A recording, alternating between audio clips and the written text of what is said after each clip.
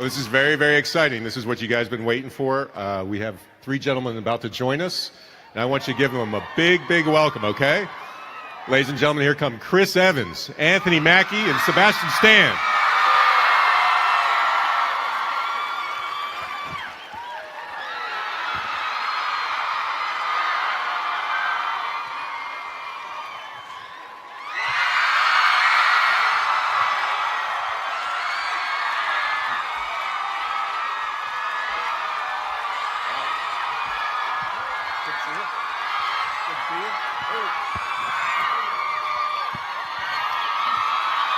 All right. Wow, that must feel good. It always feels good to hear that, right? Well, welcome, guys. Everybody's been busy. How are you, Chris? I'm good. I'm hanging in there. Yeah, you guys just finished up a little movie you've been working on. Is that right? Yeah. We just finished a couple days ago. Very exciting. Yeah, and you guys know what they're talking about from, will it be 2018 when we see Infinity War, right? That's right. What for you, this is, I think, your seventh or eighth film that you'll be Captain America in, which is amazing. Yeah. Does that make it easier for you, or is that, does that not really affect the challenge? Affect the challenge. I mean, it certainly becomes, you're very familiar with the role. You're familiar with the people you're working with, so the working experience gets a bit easier. But the pressure's still there. You want to make sure you continue to make the fans happy and try to outdo the last film. Sure.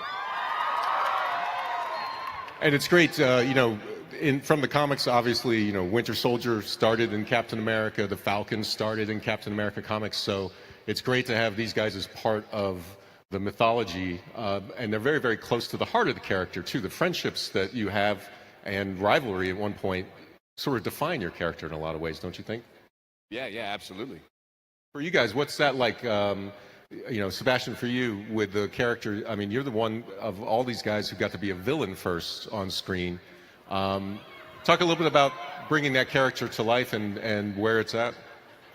Well, it's always a nice guessing game for me with how they, where they're going to take him, I guess, because maybe he'll always be on that edge, sort of can go left or right. So that's always fun to play. But yeah, I mean, it was, I felt lucky that they took the story in that direction, and then obviously, like, it's a big part of our storyline in the comic books, and so, it needed to be explored. Great. And then, Anthony, I know that your character, Falcon, he means a lot to you because of the history. I mean, it's a very important character in history of comic book publication. The first African-American superhero. Yeah, and just, the Falcon represents a lot of different aspects of our society today that I feel sometimes can be misinformed and misused. I mean, the fact that he's a military vet, that's something that I'm very proud of as well. The fact that he was a counselor for soldiers at the VA hospital, before he teamed up with Cap, is something that I'm proud of as well, and something that we added to make him, more of a relatable, stronger character. And then, Chris, in addition to being Captain America, you've been in 7 other comic book films as well, for almost 14. Have I? Yes, you have. It's actually more than anybody else. More than, what do you mean, like anybody else? Anybody else. Than anybody else? I think so, like 14. Fucking A. You've been like 5 heroes, right? Because you got Scott Pilgrim, you got Snowpiercer, you got The Losers, you got 2 Fantastic Fours, right? Teenage Mutant Ninja Turtles. Oh, right. Oh, the Ninja Turtles. Of course, yeah. Oh. Hey, you're impressed. That. Right. Oh, you're going to hear about that one. All right. I was really excited about that one. I love Casey Jones. Absolutely. Yeah. But, I mean, that's something, obviously, you didn't set out to do. It's kind of a happy coincidence, but I guess that shows how big comic books are as IP in Hollywood these days. Yeah, I mean, it's their great source material. I mean, they obviously have a built-in fan base, but they're made in films because they have such good characters and story arcs and wonderful writing, and it only makes sense. And one of the things that you've gotten to do is work with a lot of great directors, obviously, and I know that directing is important to you. You've already directed a film and aspire to do more. What was that directing experience like for you, and did it affect your acting at all? It's challenging. It's tough to be in it while you're directing, You certainly see a lot of your bad habits. When you're in the editing room, it's tough to kind of, oh, God, I suck. But it was fun. I liked the responsibility. I'm eager to do it again. The first time was a real learning process, and yeah, I think after I start doing a play in a couple months in New York, and then I think when I'm done. Oh, great. All right. And I think when I'm done with that, I'm going to start looking for another script to direct. Yeah, it seems like a next natural step for you. That's fantastic. And Anthony, I don't know if you probably did the math on this, but this is your 15th anniversary on screen because 8 Mile, this is the 15th anniversary of 8 Mile. Yeah. Baba Doc. I was like, yo. I still rap. Come on, man, let's go. Come on, go. We're gonna reenact the battle. That would be funny. Mom's spaghetti. That's great. Well, and so many great directors you've worked with as well, and projects like Hurt Locker. I mean, for you, what do you see as the biggest challenge and the biggest opportunity that you have as an actor right now? What's when you look at yourself now and the things you've done, the things ahead, what are the things you're working on, or maybe what are the things that you're most excited about? Well, for me, the biggest challenge is once you get in this realm of, Marvel superhero movies, it's harder for you to be considered for those smaller independent movies. 'Cause they're like, oh, you're a movie star now. You wouldn't want to do this, but a vast majority of my career in the films that I've done that have been recognized started off as small film. Half Nelson with Ryan Gosling was like a $2 million movie, but it went on. Hurt Locker was a small movie. Nobody was fighting for that movie because there was no money and we were in the desert, We were the only idiots that took it. So, but it worked out. So, it's that's one thing that I've been aware of when I see certain movies and I call my agent, because I always yell at my agent. And I'm like, why wasn't I considered for that? You're on your last leg. I love yelling at my agent. Let's call him now. Right now, I'll call him. That'd be awesome. That'd be awesome. Sebastian, I really enjoyed The Martian, and I was going to ask you, working with Ridley Scott, how was that? I mean, such a fascinating director. It was like walking in the desert in the dark. No, I mean, because he doesn't give any direction whatsoever. Like, he just leaves you completely alone, so you don't know if you're doing well or not. And maybe there's something about that kind of keeps you on your toes, I guess. But it was a great opportunity. Always trying to kind of surround yourself with good people and that will sort of inspire you to be better. That's kind of what you go for. Yeah, absolutely. And all three of you have stage experience. I know it's important to all three of you. And with these movies, I don't know that it would naturally occur to people, but it seems to me that would make it easier to be in films that have a lot of green screen, because there's empty spaces and you have to project that there's things there that you don't see, which happens all the time on stage. Do you think that might be beneficial for you, or is it a completely different experience? I would say that I think the most beneficial tool you can develop to apply to green screen is just having a really vivid imagination as a child. As a kid, that's where you're really kind of, soaked in make-believe and just pretending, it's like a group of Muppet babies or something. You're really just... You're just playing and you're having fun. So if you had a really vivid imagination as a kid, I think that's what gets you through those green screen days. One of the things that fans talk about a lot, with the changes in corporate Hollywood, with Fox and Disney and such, there's a chance to see potentially someday the Avengers versus the X-Men. I wonder is that something that's it's kind of fun to think about, or with a Fantastic Four, and you could play two characters. I know, like a little Parent Trap, right? I would love that. I really would. That'd be awesome. Be a lot of fun. I doubt they'd ever let me do that, though. Yeah. Well, there's the Invaders, too, and that's two of the members of the Human Torch and Captain America. So you'd be set. Recently, I happened to be sitting next to Hugh Jackman at this... Wow, all right, here we go. So... Wow. I didn't know what other awkward thing I could talk about, but to be like, am I gonna see you soon? I don't know. And but he said a couple things to me, and I'll just leave it at that, because I feel like otherwise I'm gonna get get into trouble with somebody. But You know, you just lit things like I know. Sebastian. So think about What are you that. doing? No, but he, I asked him because I kept thinking, I was like, he said whether or not that was Logan was supposed to be the last Wolverine thing or whatever, and it's, he said to me what I think he publicly said out there, which was like he's been thinking about it, and it's on his mind. So I don't know. He may be. Oh, Sebastian. I think Sebastian. I think phone's off, please. Please, can you rewind the last 15 seconds? Right? Twitter just broke. Way to go. Awesome. Well, let's keep that going. So Justice League. How about you guys fight the Justice League? Maybe we could do. Who is that? Yeah, exactly.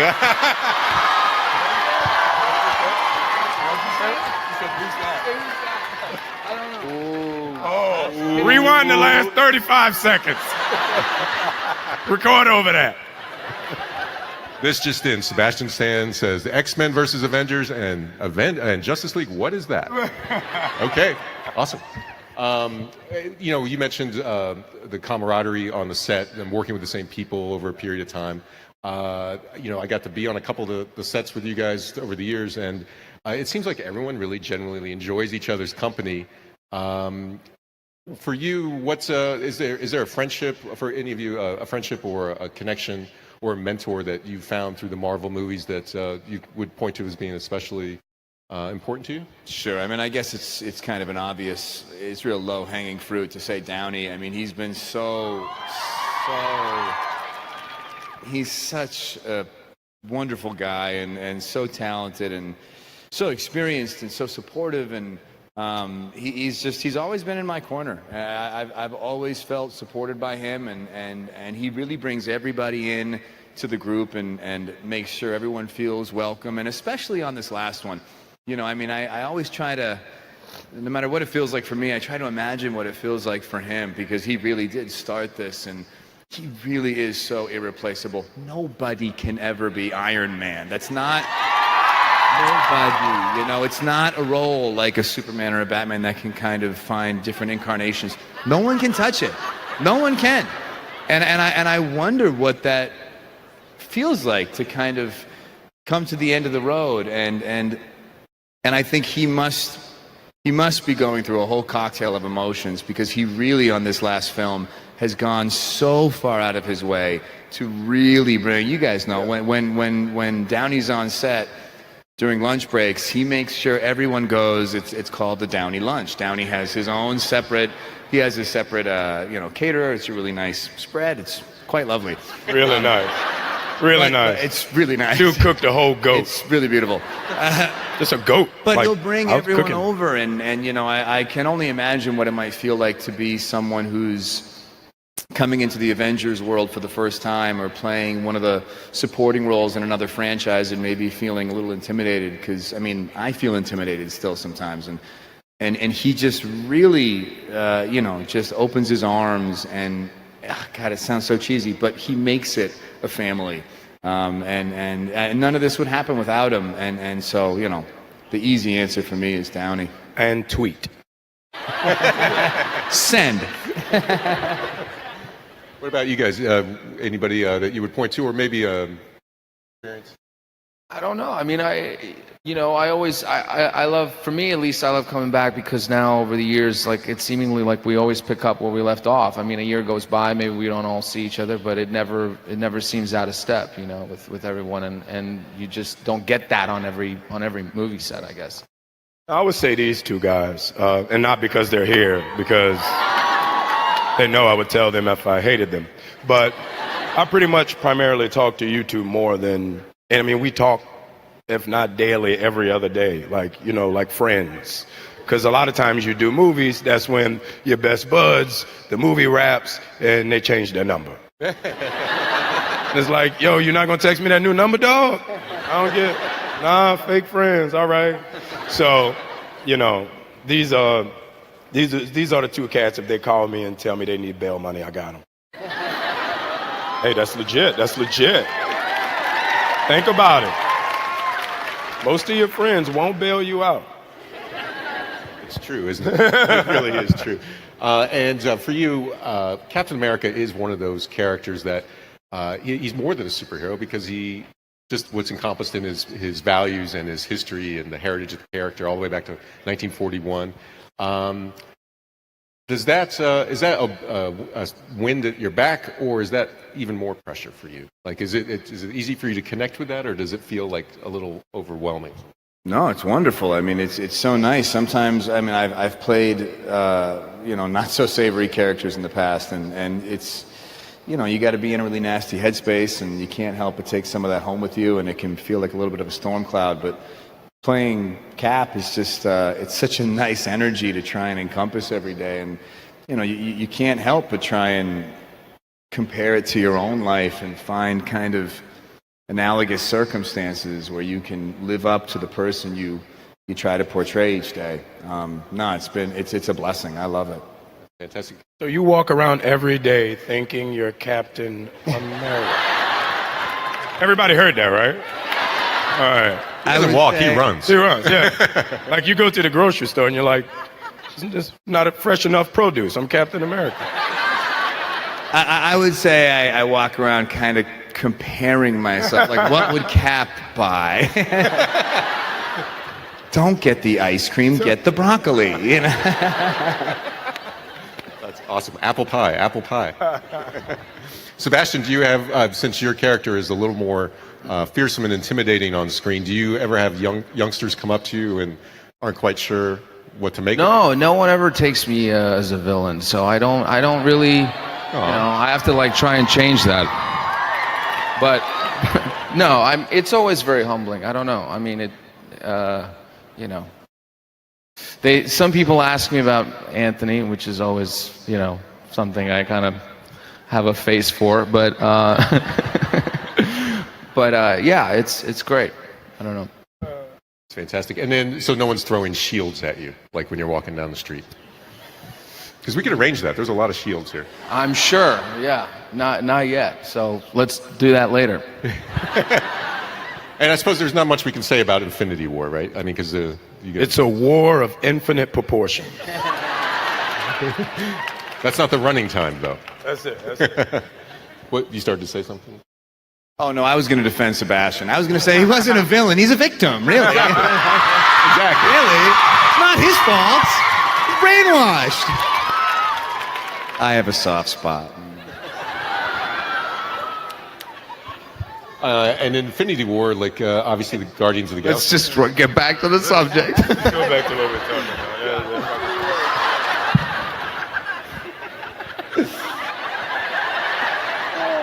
With Infinity War, the Guardians, did you guys get to hang out with them much or not so much? What can we say? What do people know? No, we hung out a lot on set. People we had know. a good time. Oh, yeah, the trailer's out. Okay. Yeah. Okay, Guardians are in it. Okay, yeah. Trailer. All right, yeah. It's a trailer. Thor looks at him and goes, "Who are you?" Yeah. Huh? Yeah. That was a good Thor, by the way. Yeah, he really grumbles those lines out. Yeah. I'm Chris Hemsworth.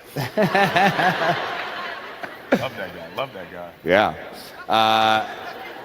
Yeah, they're great. I mean, that was the best part of this movie, is that you really it really was, for the first time for me, feeling like the first few movies, it almost feels like it's happening to somebody else. You kind of feel like you're watching it happen, but you're not actually a part of it.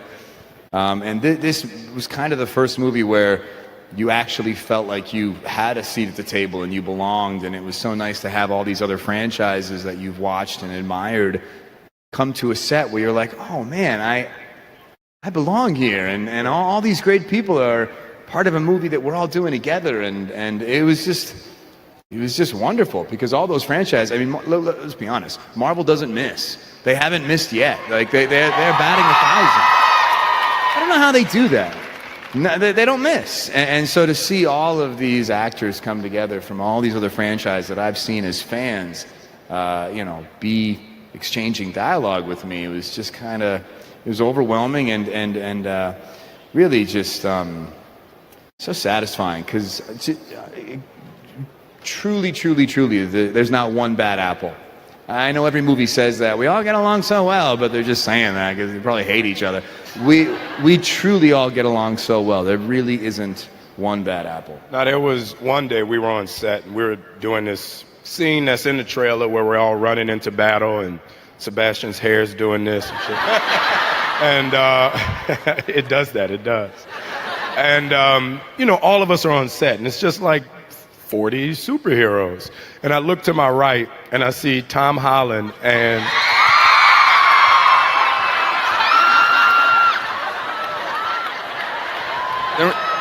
That might be the only problem on that movie. Are we done? All right. Are we? Thank you. I see Tom Holland and Dave Bautista. Scream for that guy, not Tom Holland. I see the two of them over in the corner, and Tom is literally the size of Dave's leg, right? So I don't know what they're talking about, but Batista jumps up and does like a kick punch move. Superman punch. He's teaching him how to and do I was like, Superman yo, punch. you're about to kill him. What are you doing? So I run over. I'm like, what's going on? And then you see Tom try to do it, and it's like, you know? And it's just, there were so many different moments like that on set where you see people just do stuff where you step out of it and you're like you know, it's like you're a voyeur in a way, like you're a spectator. So things like that are a lot of fun, like things with Chris over in the corner doing stuff. That day was really fun. I know the day you're talking about. That day was truly, you'll see. It was a great day with a lot of great people, and it was overwhelming and really humbling. It is amazing how Marvel doesn't miss. You know, I mean, I think the odds are the Guardians of the Galaxy movie. 2 years before that film comes out, if you say to somebody, "How's this movie going to do?" most people would not have thought that. I mean, those characters don't even have a lot of traction in the comic book world. I mean, you know, so it's pretty phenomenal. And Black Panther coming up, everybody's pretty excited about that. How good is that trailer? That trailer is so good. It's crazy. It's crazy. Maybe that's it. You know, like they always understand the tone of every character and kind of the movie and how it applies. And that was probably the tricky thing about this movie, is just kind of blending all those tones and how every character's separate individual world kind of comes together. It's pretty extraordinary. I mean, there's really never been anything like it. I mean, the Universal monster films of the 30s and 40s, those characters would overlap sometimes, you know, but nothing like Marvel. I mean, there's no precedent for it. And I guess it's a testament to Kevin Feige in a lot of ways that, you know, the trains keep moving and they don't derail, you know, that people That's keep the thing. There's not enough time in this movie for you to not see some face you care and recognize, you know, in every second or frame of the 2.5 hours that it's going to be or whatever. Yeah, but I'm waiting at some point in time when all this is said and done and we're old and doing a soap opera, I want, like, for IMAX to show all the Marvel movies in sequence, like over a weekend, you know? Because I think it would be really cool to see how those characters track in and out and see the entire universe through the course of all the movies. Yeah, and it tracks so well. I mean, really, there's only one scene in any of the movies that now you have to act like it didn't happen. It's when Tony Stark, you know, shows up at the bar at the end of Hulk. Yeah, it's the only one that doesn't make sense. Well, that was Hulk. Yeah, he was just drinking. Yeah, he was just drinking. So, you know, in Black Panther, also one of the things too is we're seeing the expansion into.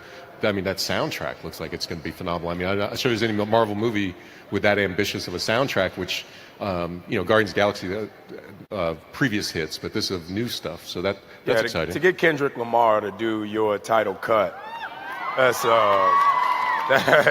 I'm like, I just want to be in a video. Yeah. All right. And then I do. Y'all tweet that Anthony Mackie wants to be in a video with Kendrick Lamar. I met Kendrick last week, by the way. Yeah. You're really making a push, aren't you? We was hanging out. We went to the national championship game together. Me and Kendrick. I was out there when he was performing and everything. Yeah. Tweet that. This is kind of a goofy question, but how many shields are there on set? Because I imagine you have a throw-in shield, you have a... There are a lot. And I didn't realize, one of the prop guys just told me the average life of one of the shields is like 4 days on set. After 4 days, they get a new one in there, just wear and tear of apparently me just being irresponsible or something. I mean, just bumping it into things. You know, they don't want any chips or scratches or dings, you know, so... The actual shields, the actual real heavy ones, which are a nightmare to use, They burn through them pretty quick because they want it to be perfect. But then there's a series of rubber ones that, when I gotta hit somebody with it, with a metal shield. yeah, you break some teeth. Because then you go through villains every 4 days. That's right. You don't That's get to chip a tooth, they're out. Pretty much. And Anthony, what have you learned about flying? What can you tell me? What's your sort of approach to flying as an actor? Like, what do you have to do? What do you have to make sure you don't? Second unit. It's a very good question. No, it's very difficult, and I've requested not to land anymore. Oh, landing's tough. Because that's nothing about us know how to land. Gag reel. Yeah, it's never easy. Brothers don't land well, so that's my whole thing. It's pretty much me, and when I'm about to land, they put me down softly, put the stuntman up, and he lands. Because otherwise, I'm in concussion protocol every week. They take you behind the tent. That's pretty much it. That's great. And then Sebastian, with the arm, was that? My favorite thing to always say is I'm like, is that a new arm? Is that because I never know how many of them they have. I mean, they have I think there's a few as well, but that's been its own evolution for Why the don't last you talk about your 13 arm years. process, man? I know what you want me to say about it, and it is KY jelly. I mean, that's what you want to say. You want me to talk about. The people want to know about your arm process. I didn't say KY. How many parts is it? Is it movable? Is it comfortable? it's How much one KY arm. jelly? How much one. KY jelly does it take to put on a Winter Soldier arm? You take the KY jelly home with you. Yeah, I mean, Oh, what do you do with it? I don't. I bring it with. Do they spend a lot of time? No. Do they spend a lot of time trying to find you in the KY jelly? I mean, There's- the people want to know. There's 4 people helping me with it, so that's a lot to work with, But You have 4 arm men, people, 4 arm. and women. I mean, men and women that are there, together. So.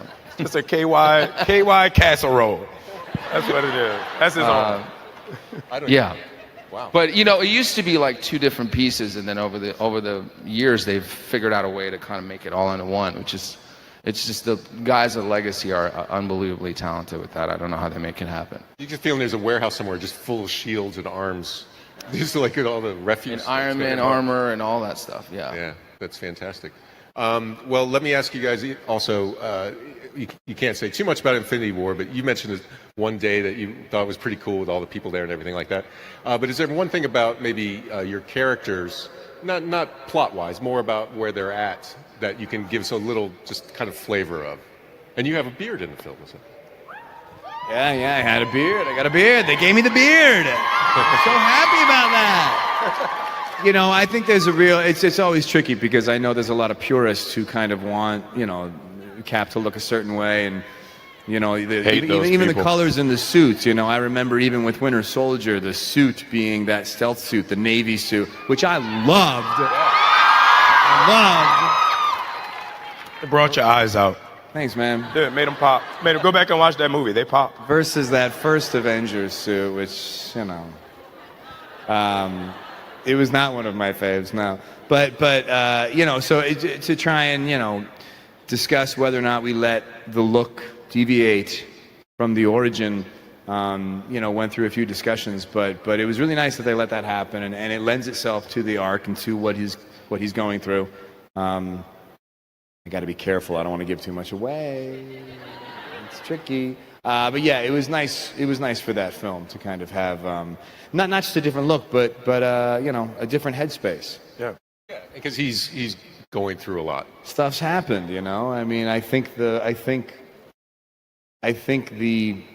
conflict with him and Tony, took its toll. I think Cap really valued that friendship, and I think he's always had to cope with loss. I think in his nature is to put himself last and to think of the greater good. But I think losing that friendship affected him. Yeah. And struggling not to be cynical, probably. Yeah. At some level. Yeah. What about you guys? Just like a sense of like where your character's at headspace going into this next film.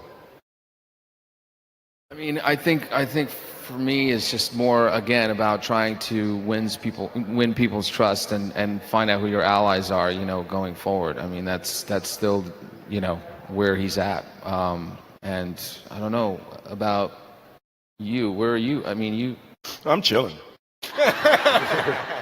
Sam was in Jamaica waiting for the call. Yeah. No, it's coming off such a huge battle that these characters are coming off of. Everybody's trying to find their footing again. Everybody's trying to figure out where they are and how they'll be accepted and looked upon, not only by the rest of the world, but by the other heroes since we've been separated. So that's kind of the overall idea of, where we're coming from and how do we get out of that and save the world. And then, in the comics, Falcon he started in a green costume, but then he had that great The red. The red and white's like awesome. I had the With the Migo. feet cut all the way down there. Yeah. So, I'm pushing for it. Haven't you been pushing for that? Yeah. I'm pushing for it. I've been asking for spandex for 8 years. They won't give it to me. maybe in the Kendrick video. Yo. Come on. There you go. There it is. But did any of you guys grow up reading comics? Or I know obviously you've immersed yourself and kind of tapped into it. I But feel so bad saying I didn't. No, but it's always so heartbreaking admitting to that I never really. I've read them all now. I mean, now Right. I think all of us have kind of done our homework, but I didn't grow up reading them. No. The interesting thing about comic books, there are only 4 comic books today that sell over 100,000 copies annually. that's Like, unbelievable. I think it's the new Batman. The little Tom, Spider-Man. Little Tom. Little Tom. It's Spider-Man and 3 other ones. They're the only ones that sell. I don't even annually. know what the stat. Like I wanted to know what the other ones are. No. I'm not gonna give it to you. Look it up. It's Well, worth the Google. it's an intriguing situation because as the superheroes fly bigger than ever in video games and film, Right. and television, and every medium, the core original medium is not doing very Yeah, they just canceled Luke Cage. Yeah. they- Guardians of the Galaxy was canceled before the movie came out. Guardians of the It Galaxy. hadn't been a comic book in 2 years when that film Yeah. came out. Oh. Well, it has to do with Nobody distribution. buys them. A lot of them has to do with distribution too. You used to be able to buy them in 7-Elevens and stuff. Now you Right. can't. You have to go to comic book shops, and it's difficult. And those comic book shops haven't necessarily been very inviting to new readers, especially women, I think. So everybody, the moral of the story is buy comic Go books. buy some comic books. Buy some comic books. If you look at the peak sale, Captain Marvel in 1945 was like the best-selling comic book, and it was 10 million copies. So it's way back in 45. People did But stuff there's no back TV. then like read. Well, there was no television either. Yeah. There was no video games. People used to read Captain America, but now they play them in the video game. Or Right. They play with the action figures. I wanted to ask you guys, who has the best action figure of themselves? Do you guys collect your action figures? Yeah. Who has the best action figure, What are you fella? talking about? You would have to be an idiot to wait your whole life to have an act. You know how few people can say they have an action figure? You come in my house, I had a whole curio. I autographed them for myself. I'm like, I love it. I got posters. I got everything. I'm in Marvel. That's I'm doing it. Could we get you to do a review of your fellow actors' action figures? What's wrong with them? That would be awesome sometime. I think it'd be a lot of fun. Do you have a Captain America view? I mean, that's got to be a weird feeling to look down at yourself and you're in your My hand. mom has them all. My mom, Yeah? like our attic is like a shrine at this point. Yeah. She goes out of her way to really try and. She goes, you look a little strange in this one. Did she ever? And then sometimes you go. Have you guys done that thing where you go down to like where they actually have all the figures? It's somewhere in New York where you got to go and sign a bunch of stuff. No, we weren't invited The to Marvel. No. Okay. No. Keep going. It's like the Marvel headquarters where they actually make the Oh, toys. yeah. You gotta Yeah. shake a bunch of hands of people who work really hard, but you Right. get to see just like an arsenal of action Yeah. figures that really make you a kid again. And kind of wish you could just grab a few. They've gotten so much more sophisticated Yeah. than when I was growing up. I Yeah. feel like the action figures. I wish I had them when I was a kid like that. Because my first one looked like Billy D. Williams. Like Lando Calrissian in that a a bad Falcon thing? suit. What did you just say? His last name was? Calrissian. Say it again. Calrissian. Oh, okay, all right. I don't know if that's what you said. That was Parisian. Nah, man, what are you talking? Someone recorded that. You can Tweet that. It sounded Tweet that. like Lando. Lando. I heard an extra Calrissian. syllable. I heard an extra syllable. Calrissian. Okay. All right, I got you. But they've improved on them since then? You feeling better about your action figure? Oh, yeah, because I actually was able to tell them, yo, it looked like Billy D. Williams. Stop. And, because he had like this Jerry curl afro and like the facial hair was gangster. And I was like, nah, don't do that. Just make him look, go to nondescript, brother. Don't go to Oh, like old Billy D. At Empire least go Strikes young Back. Billy D. Colt 45 Billy D, you know? He sings the blues, right? Yeah. You know? But it got better. Now it actually looks like me. If you think of the movies that you've done that aren't superhero movies, it'd be so hard to imagine action figures being made of those. Like, you know, like it is an unusual thing. If you make a superhero movie, you get an action figure. That's I don't know. Papa Doc action figure would be pretty cool. That might actually be really cool. it'd be cool to see what comes with it. Yeah. Right. It'd be very fun. You know, one of the things, Chris, you know, because the first Captain America film obviously was set in World War II, and I thought it did such a great job of capturing that time. It's so hard to imagine now with all the things going on, but it'd be great to see another Captain America movie set in that period. Yeah, that was you know, that was one of the things I liked the most about that first movie, and that Joe Johnston is so good at bringing to life, is that period. It really has. It just kind of aligns itself with an adventure vibe. You know, it's real Raiders of the Lost Ark kind of tone. And Which he worked on. you know? yeah, and the score was great. And yeah, I that was the one thing I wish we could have kind of explored more is Cap in his element in the 40s. You know, back when, you know, him and Bucky were kicking it, and, you know, really getting the Howling Commandos. And, Yeah, it'd be fun. It'd be hard to that do would've been now. fun. Just Yeah, because- I mean, it's kind of impossible to do now, but Yeah. yeah, that would have been cool. Fantastic.